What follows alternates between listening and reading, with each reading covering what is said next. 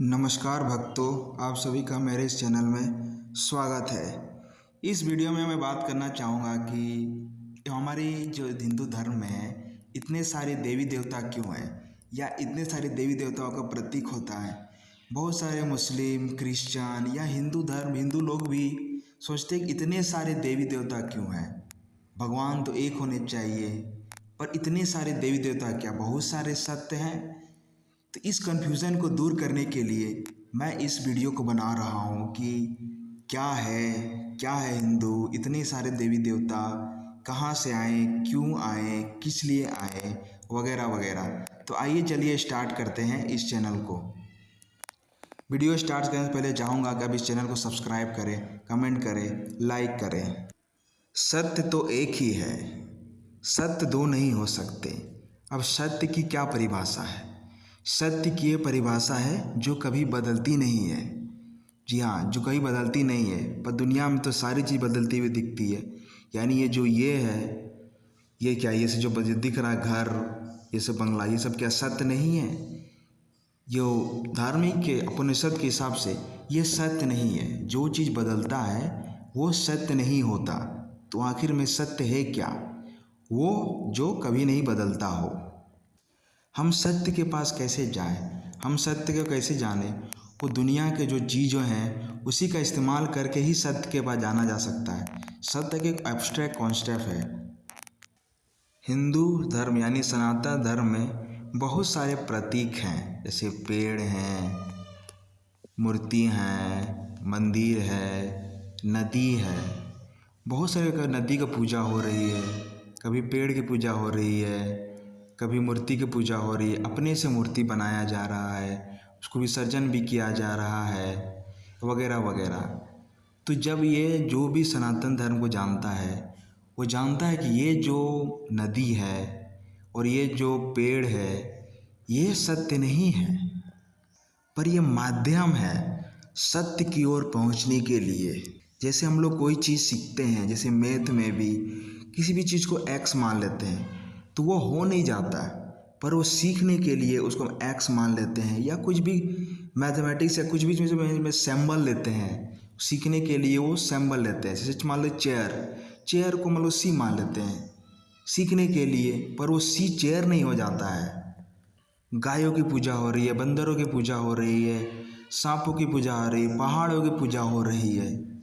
ये सब प्रतीक हैं उस सत्य की ओर पहुंचने के लिए, क्योंकि हमारे सेंस ऑर्गन से यही सभी आता है, कोई एब्स्ट्रैक्ट कॉन्सेप्ट आती नहीं है। हिंदू सोचता है या कहता है या समझता है कि मुझे जो सत्य की ओर ले जाएगा मैं आराधना करूँगा। मुझे सत्य इतना प्यारा है कि जो उसकी ओर ले जाएगा मैं उसकी इज्जत करूँगा। गुरु गोबिंद दोऊ खड़े, काकू लागे पाए, बलिहारी गुरु आपने, गोविंद दियो बताए। कबीरदास की ये दोहा, कबीरदास जी ने इस दोहे से गुरु की महिमा का वर्णन किया है। वे कहते हैं कि जीवन में कभी ऐसी परिस्थिति आ जाए कि जब गुरु और गोविंद यानी कि ईश्वर एक साथ खड़े मिले, तब पहले किन्हें प्रणाम करना चाहिए। गुरु ने ही गोविंद से हमारा परिचय कराया है, इसलिए गुरु का स्थान गोविंद से भी ऊंचा है। अब इस दोहे में देख रहे हैं कि गुरु की एकदम बहुत ही ऊंचा दर्जा रखा गया है, क्योंकि गुरु ही ने पहुंचाया है। तो गुरु की पूजा होती है, हम लोग गुरु पूर्णिमा करते हैं, क्योंकि गुरु बहुत बड़ा प्रतीक है। वहाँ तक पहुँचाने के लिए कोई इंसान की पूजा नहीं हो रही है, उसकी जो गुण है वहाँ तक पहुँचाने की उसकी पूजा हो रही है। गोविंद यानी ईश्वर तो निराकार है, निरूप है, उनकी तो पूजा हो ही नहीं सकती। तो हम पूजा उसकी करेंगे, आराधना उसकी करेंगे जो हमें वहाँ तक ले जाएगी। कोई भी माध्यम बनेगा उसको पूजेंगे। आखिरी जो है उसे पूज सकते नहीं, हम जो आखिरी है उसकी पूजा नहीं की जा सकती। क्रिश्चियन सब कहते हैं कि एक गॉड की पूजा होना चाहिए, मुस्लिम सब कहते हैं कि एक अल्लाह की पूजा होना चाहिए। इतनी देवी देवताओं की क्यों पूजा होती है? बहुत लोग कहते हैं कि निर्गुण की पूजा होनी चाहिए, सगुण की क्यों पूजा होगी? सनातन धर्म उससे अलग जाता है, बल्कि उससे आगे और चला जाता है। सनातन धर्म कहता है सत्य की पूजा नहीं हो सकती। ब्रह्म के समर्थित आपको कोई मंदिर नहीं मिलेगा, ब्रह्मा की नहीं जो एक पुष्कर में है, ब्रह्म की बात हो रही है, ब्रह्मा की नहीं। कोई मंदिर नहीं है जहाँ ब्रह्म की पूजा होती हो। ब्रह्म यानी आखिरी सत्य जो निर्गुण है और निराकार है, उसकी आप पूजा भी कैसे कर सकते हैं? पूजा करते ही अपने निर्गुण को गुणी बना दिया, निराकार को आकार दे दिया। किसी भी चीज़ को आप नाम देते ही उसको आकार दे देते हैं। आपने जिसकी पूजा या इबादत या प्रे करना स्टार्ट कर दिया, उस निर्गुण को तो आप सगुण बना दिए। आप ही सोच के देखिए, कमेंट में बताइए क्या मैं गलत बोल रहा हूँ? आप किसी को संबोधित करके पूजा करते हो या प्रे करते हो, आपने उसे सगुण नहीं बना दिया, वो निर्गुण रहा कहाँ? आप जैसे किसी को नाम भी दे देते हो, वो तो सगुण बन गया। आप उसे मन के क्षेत्र में देते आए, आपने उसे सगुण बना दिया। तो इसलिए बहुत ही स्पष्ट विभाजन चला है सनातन धारा में। एक और तो वो है जीवन का लक्ष्य मुक्ति, वो लक्ष्य है, उसको ब्रह्म कहते हैं, ब्रह्मा नहीं ब्रह्म कहते हैं। ब्रह्म लीलता जीवन का लक्ष्य है। एक तो वो है जो आखिरी है, लक्ष्य है, बाकी सब माध्यम है। हिंदू मन कहता है कि जो भी कुछ है वो माध्यम है, सब चीज़ माध्यम है वहाँ पहुँचने के लिए, और वहाँ तक जाने का माध्यम है। तो मुझे उसे आदर दूंगा, मैं उसे पूजूंगा। जो भी मुझे मिलता है, जो भी चीज़ मुझे मिलता है जो वहाँ बदल ले जाए, मैं उसे पूजूंगा। क्योंकि जो आखिरी है वहाँ पूजा हो नहीं सकती। जो आखिरी है वो अद्वैत है, वहाँ दो तो है ही नहीं, तो कौन किसकी पूजा करेगी? कोई बचेगा ही नहीं, तो कौन किसको पूजेगा? पूजने के लिए दो होनी चाहिए ना, एक पूजा करने वाला और एक जिसको पूजा किया जा रहा है। आखिरी स्थिति में ब्रह्म की कैसे पूजा कर सकते हैं? ब्रह्म में तो कोई दो बचेगा ही नहीं, ब्रह्म की पूजा नहीं की जा सकती। हिंदू उस चीज़ की उपासना करती है, जिसको समझ जाएगा तो वो वहाँ तक पहुँचे, ब्रह्म की ओर पहुँच जाएगा। तो वहाँ से फिर विषय आता है कि हजारों विषय हैं, वहाँ तक हजारों चीज़ें हैं। हमारे जितने भी देवी देवता हैं, सब प्राकृतिक जितने भी शक्तियाँ हैं उनके प्रतीक हैं। कहा यह जा रहा है कि उनके निकट आओ। प्राकृतिक जो शक्तियाँ, उनके निकट आने को ही उपासना कहा जाता है। उपासना मतलब कि निकट आना। उप यानी निकट, आसन मतलब उसके सामने बैठो, प्राकृतिक ताकतों के सामने बैठो, प्राकृतिक ताकतों को समझो। यहीं से उपनिषद शब्द भी आई है। प्रकृति के निकट आओगे ही तो प्रकृति ही बता देगी कि प्रकृति के पार कैसे जाया जाए, या प्राकृतिक ताकतों के ऊपर कैसे जाया जाए। वही सत्य है। तुम और ब्रह्म के बीच में जो इतनी सारी चीज़ है वही प्रकृति है, वही माया है। इस प्रकृति को ही माया कहा गया है। आप है, ब्रह्म है, और इसके बीच में बहुत सारी चीज़ें हैं, उन्हीं को भव सागर कहा जाता है। हम कहते हैं ना, उस पार जाना है, इस पार से उस पार के बीच में जो है भव सागर है। जैसे सागर का एग्जाम्पल लिया जाता है कि सागर का उस पार जाना है, तो सागर के उस पार जाना है तो सागर का इस्तेमाल करके ही न जाएगा। सागर बाधा भी हो सकता है, सागर सहायता भी हो सकता है। यदि आपको नाव चलाना आता है, आपको तैरना आता है, तो वही सागर आपकी सहायता करता है। हिंदू मन कहता है सागर सहायता करेगा। यह एक नज़रिया है, दृष्टि है देखने के लिए। जितने भी प्राकृतिक आसपास जो दिखते हैं वो सारी हमारी सहायता करेगी। पेड़ भी सहायता करेगा, चींटी भी सहायता करेगा, अग्नि भी सहायता करेगी, ज़मीन भी सहायता करेगी, पेड़ भी सहायता करेगा, बहुत सारे जानवर भी सहायता करेंगे। पेड़ पौधे सारे चीज़ सहायता करेंगे हमें ब्रह्म की ओर पहुंचाने के लिए। तो अग्नि की पूजा है, वायु की पूजा है, जल की पूजा है। यहाँ पे ये नहीं है कि अग्नि वायु को ब्रह्म का स्थान दे दिया, यानी गॉड का स्थान दे दिया या अल्लाह का स्थान दे दिया है। जितने भी देवी देवता हैं उनकी पूजा करने से स्वर्ग मिल सकता है, अधिक पुण्य मिल सकता है, उसे मुक्ति नहीं मिल जाएगा। मुक्ति के लिए देवी देवता के आगे ही जाना पड़ता है, पर वो उनके द्वारा जाया जाता है। देवी देवता प्राकृतिक ताकतों के प्रतीक हैं, इसीलिए देवी देवताओं की पूजा की जाती है। हमारा मन बिना प्रतीकों का नहीं रह सकता है, बिना प्रतीक का सोच नहीं सकता। हमारे दिमाग पिक्चर्स पे काम करती है, शब्दों से काम नहीं करती। नदी को गहराई देने से जीवन के ब्रह्म के बारे कुछ पता चलता है। जब हम लोग नदी को पूजा करते हैं तो ये नहीं मानते कि नदी ही सत्य है, क्योंकि नदी तो अभी है, कल नहीं होगी, पर सत्य पहले भी था और आज भी है और अब आगे भी रहेगा। पर नदी तो बहुत सारी नदी सूख जाता है, फिर बहुत सारी नदी और पैदा होता है, तो नदी सत्य नहीं है। पर नदी को देखने से सत्य की ओर जाने की सहायता करती है।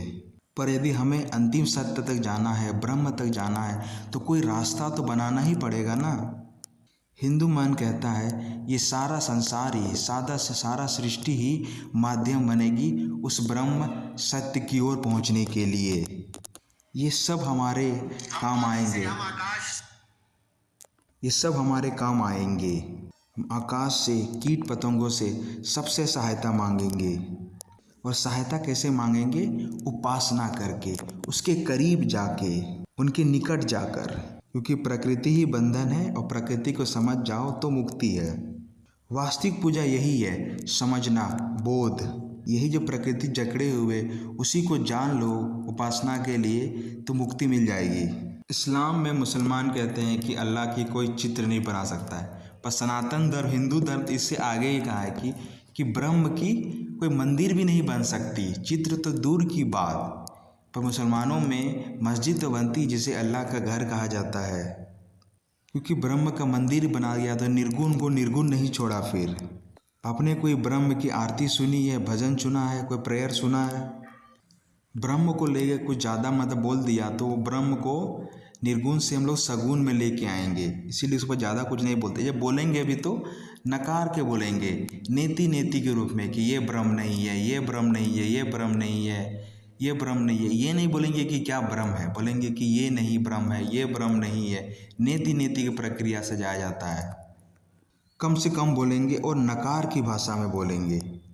गड़बड़ ये हुई है कि आम हिंदू मन को ना वेदांत की शिक्षा ही नहीं मिली है, ब्रह्म की शिक्षा ही नहीं मिली है कि ब्रह्म क्या है।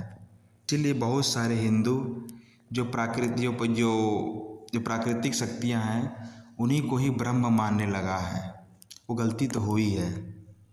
हिंदू मन आज कर्म कांड में ही उलझ के रह गया, उपनिषद की ओर आ ही नहीं पा रहा है। उन्हें लगा कि प्राकृतिक शक्तियों की पूजा ही वास्तविक धर्म है, वही सत्य है। जो प्राकृतिक शक्तियाँ बदल रही है, पर ब्रह्म जो बदलता नहीं है।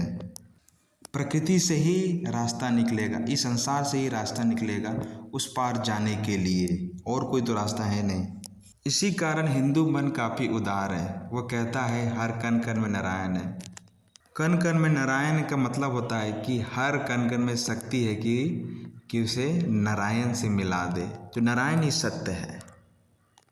कण में नारायण बैठे नहीं है, पर यानी कण के उपासना कर लो, यानी कण के निकट पहुंच जाओ तो नारायण से पहुंचने की एक द्वार खुल जा सकता है। जब कण कण में नारायण है तो किसी के प्रति द्वेष क्यों रखें? इंग्लिश में उसे ही गॉड इज एवरीवेयर कहते हैं। इसी कारण हिंदू मन काफ़ी उदार रहा है, क्योंकि बहुत सारे शक्तियां हैं। वो जानता है कि हर एक जरिया से पहुंचा जा सकता है, कि सारे धर्म सही है, हर से वो ब्रह्म की ओर पुजाया जा सकता है। इसीलिए हिंदू में इतना सहिष्णु है, क्योंकि वो जानता है कि सभी धर्म सही है, सभी द्वार से जाया जा सकता है। सत्य इतना बड़ा है कि वो उनके लिए एक द्वार हो ही नहीं सकता, उनके लिए जितने भी कण हैं उतने द्वार हैं। सत्य तो एक है, पर उसके तक पहुंचने के लिए बहुत सारे साधन तो हो सकते हैं ना। किसी एक जगह जाने के लिए आप ट्रेन से भी जा सकते हैं, प्लेन से भी जा सकते हैं, पैदल भी जा सकते हैं, रेंग के भी जा सकते हैं, पर जाना एक जगह है तो सत्य एक ही है। सभी एक जगह से आए हैं तो उसके जाने के लिए अलग जगह हो सकते हैं, क्योंकि सबके का स्टार्टिंग पॉइंट है, अलग अलग है। हिंदू उस सभी साधनों को भी सम्मान देता है। पश्चिम में और इसका उल्टा अर्थ कर दिया गया है कि हिंदू बहुत सारे देवी देवताओं की पूजा करता है, कि हिंदूज वर्शिप मैनी गॉड्स। ये मिथिक बात है, बिल्कुल मिथ्य है। ये क्या विकृत अर्थ निकाल दिया। हिंदू के लिए भी सत्य एक है, आत्मा एक है, ब्रह्म एक है। अलग अलग से कैसे हो सकता है? कि लेकिन सत्य इतना बड़ा है, ब्रह्म इतना बड़ा है कि उनकी वहाँ पहुँचने के लिए हर एक साधन का उपयोग करना पड़ेगा, और जिस भी साधन का हिंदू उपयोग करता है उसका वो सम्मान करता है।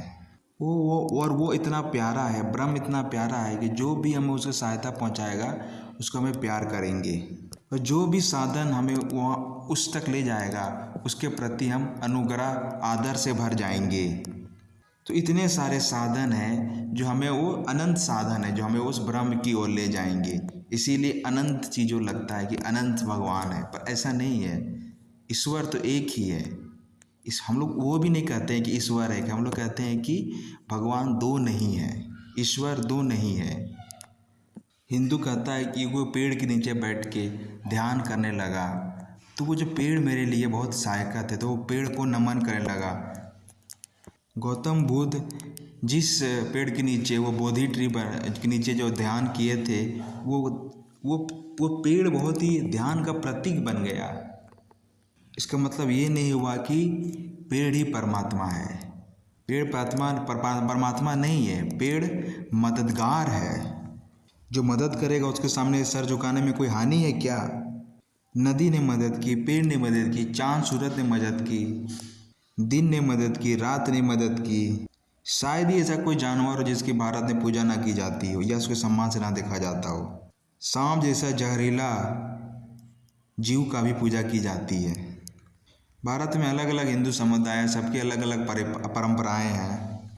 कोई जानवर पूरब में नहीं पूजा जा रहा तो पश्चिम पूजा जा रहा है, कोई जानवर उत्तर में नहीं पूजा जा रहा तो दक्षिण में पूजा जा रहा है, पर कहीं ना कहीं पूजा जा ही रहा है। कहीं सांप की पूजा हो रही है, कहीं बिच्छू की पूजा हो रही है। जो बाहर वाले लोग देखते हुए पगला जाता है, बोलते कैसे लोग यार, सांप की पूजा कर रहा है, बिच्छू की पूजा कर रहा है। कोई समुदाय की कौवे की पूजा कर रहा है, कोई दूसरा है जो तोते की पूजा कर रहा है। बहुत सारे दूसरे धर्मों को लगता है कि तोता ही भगवान है या कौवा ही भगवान है या नाग ही भगवान है। वो नहीं, वो प्रतीक है, प्रकृति का वो प्रतीक है। हिंदू मर्म सनातन धर्म समझ गया है कि ये जो इतनी प्रकृति है वही माँ है, और ये जो प्रकृति के इसी के सहायता से आगे जाया जा सकता है। यही बंधन है और इसी के द्वारा से मुक्ति पाया जा रहा है। तो बस आज तक इस वीडियो में यहीं तक रखते हैं, और बताइएगा कमेंट सेक्शन में ये इस वीडियो को कैसा लगा। धन्यवाद।